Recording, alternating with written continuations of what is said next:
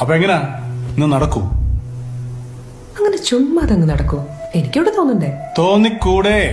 തോന്നാം, but you will have to seduce me. Seduce you? തിരിച്ചാ? തിരിയണ്ടേ? പെണ്ണ് വെള്ള സാരി ഉടുത്ത് മഴ നനഞ്ഞ പൊക്കളൊക്കെ കാണിച്ച് ആണിനെ സെഡ്യൂസ് ചെയ്യുന്ന കലാപരിപാടിയാണല്ലോ കാലങ്ങളായി നടക്കുന്നത്.